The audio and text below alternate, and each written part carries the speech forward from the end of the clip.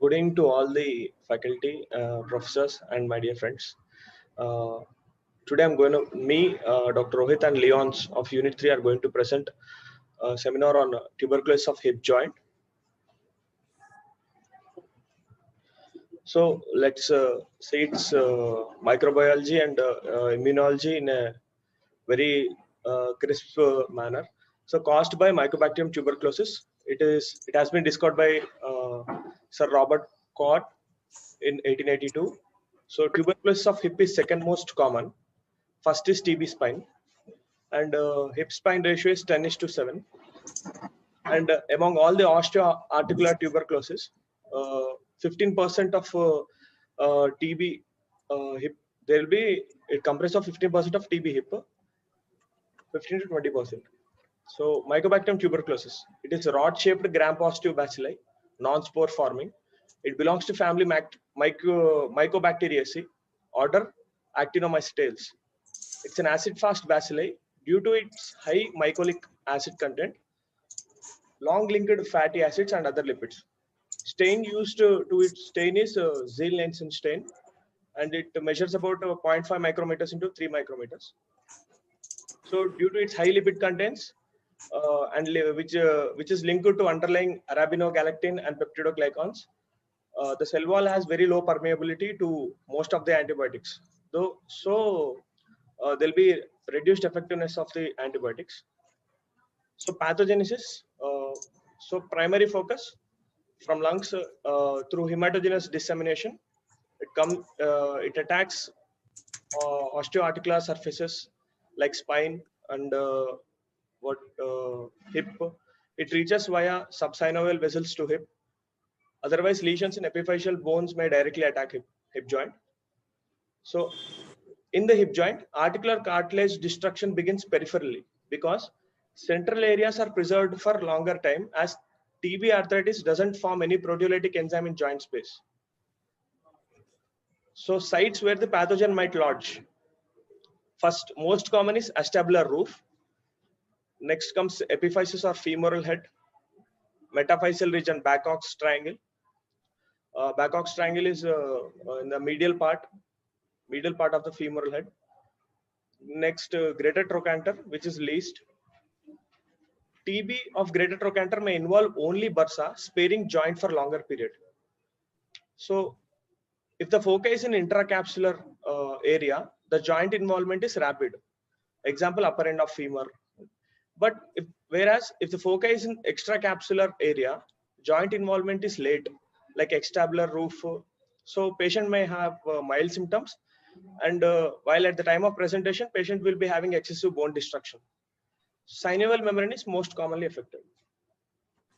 So what is tubercle or granuloma? Based on the host responses observed, let's go into microbiology. There are two types of immune reactions. Macrophage activated cell mediated immunity or delayed hypersensitivity reaction. In macrophage activated, when the host immune system is very good, T cell mediated response activates macrophages, thereby killing and digesting the tubercle bacilli. Whereas in case of delayed hypersensitivity, or if the host is immunocompromised, there will be a tissue damaging response. Like first infection, there will be weak acute inflammatory response, which leads to accumulation of macrophages or monocytes, then engulfment by macrophages. These macrophages, which is engulfing the bacilli, won't digest it properly. So presence of poorly digestible agents, then activation of CD4 plus T cells and macrophages and T cell proliferation, leading to epithelioid cell formation.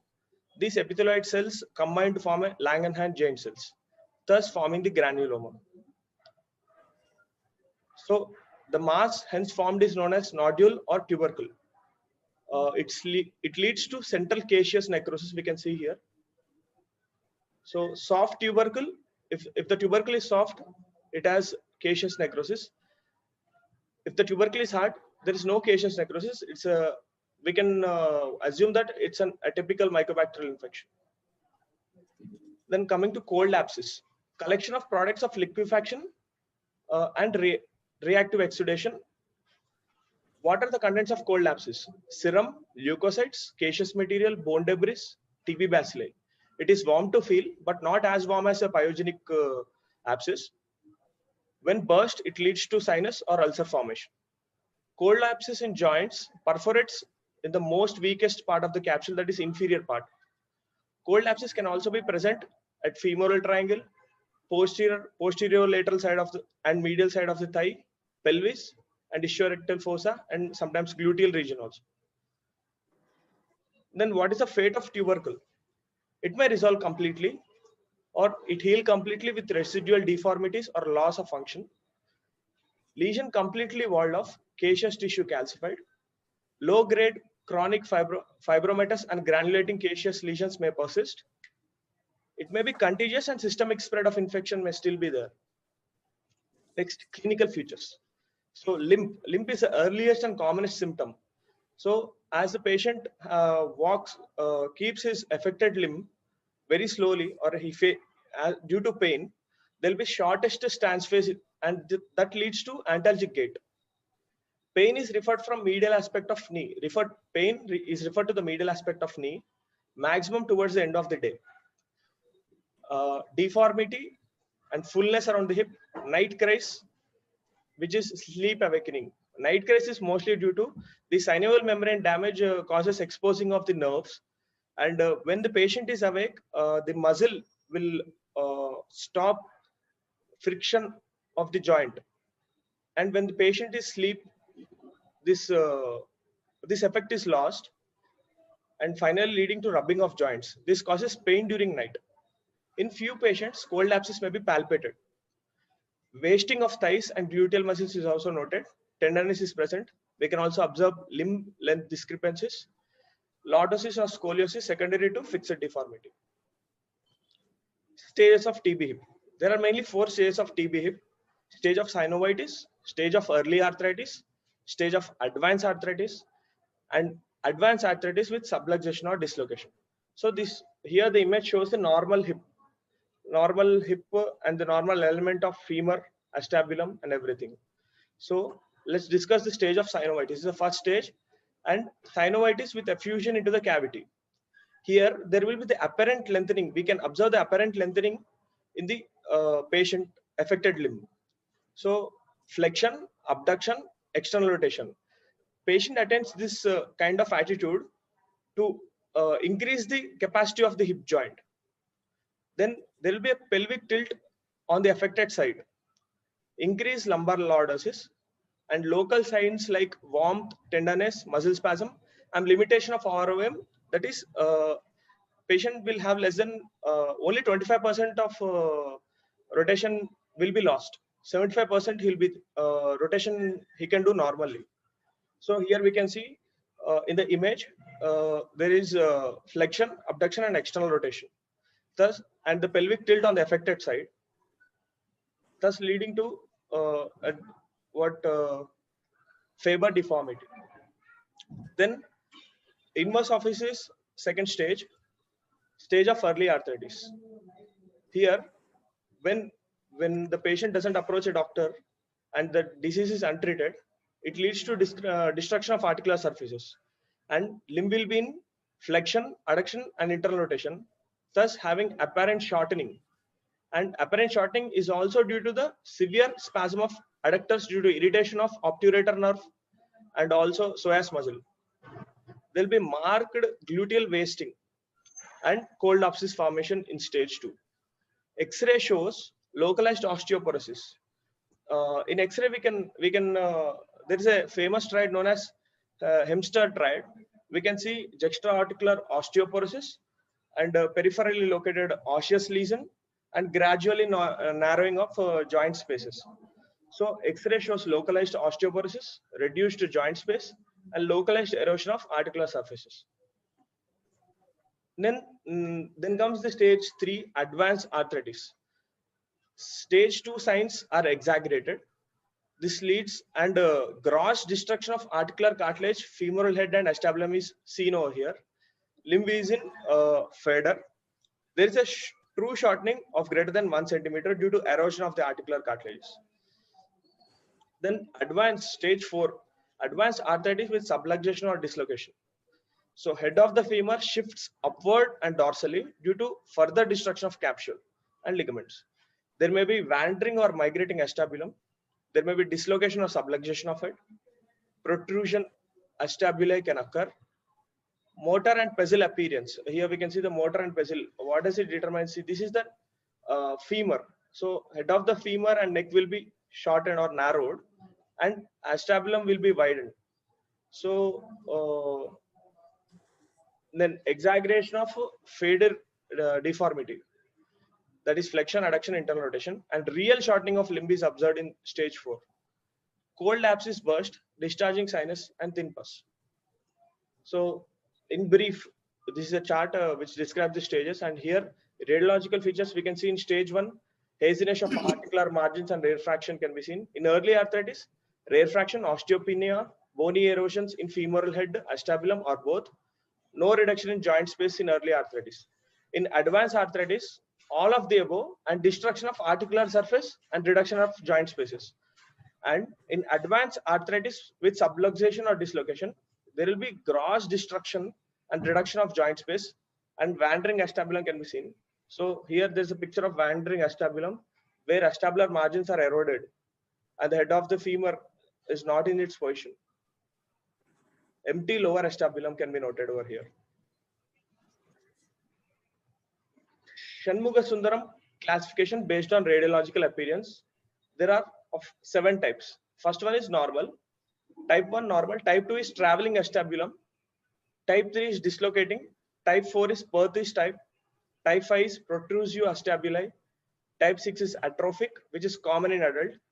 Type 7 is motor and pessile appearance. So stable hip forms and unstable hip forms.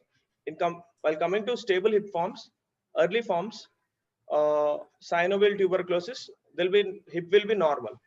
And if the disease is progressed, it may lead to atrophic or Perthes type. In atrophic, there will be smaller head and narrow neck. And in Perthes, there is enlarged head. These are all stable hip forms. While coming to unstable hip forms, hip may be subluxated or dislocated.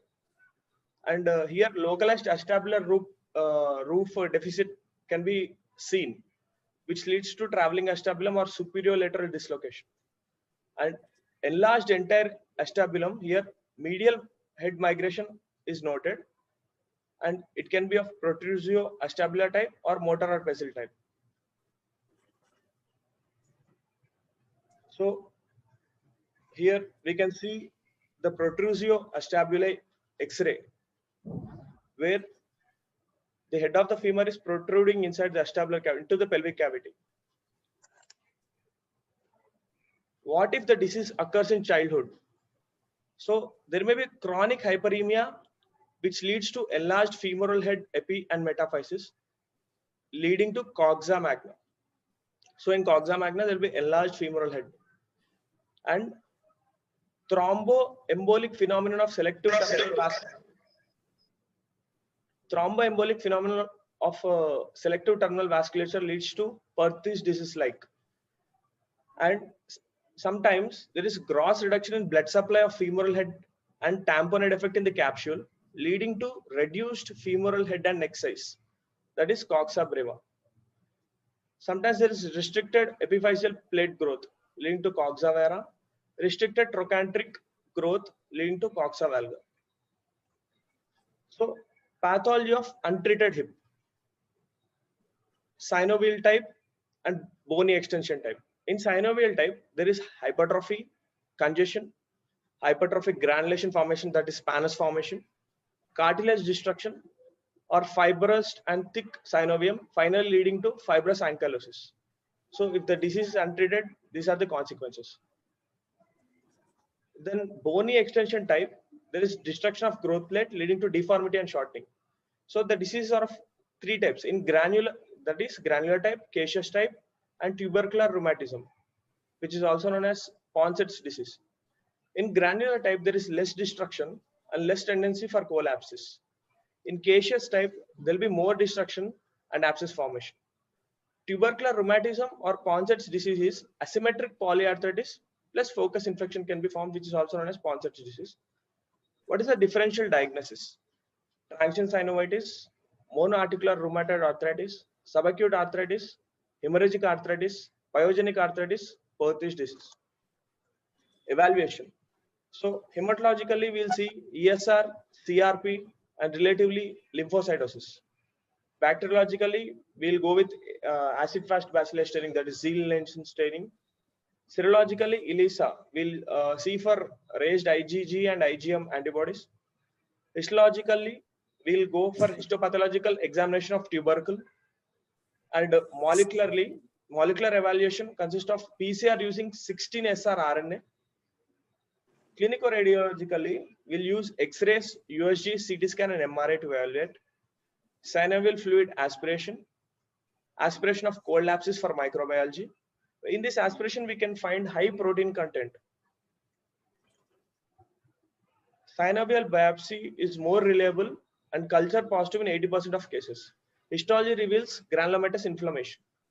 BACTEC, it's a new rapid culture. Generally, it is cultured in Lowenstein Jensen medium. It takes much time for its culture to get the reports and to identify the organism. So BACTEC is a new rapid culture technique where it uses the radio-labeled carbon dioxide by growing the mycobacterium in selective media using C14 labeled substrate. Coming to screening test, we can use Montauk's or tuberculin test and interferon gamma release assay. So this is the MRI of right hip showing tubercular changes.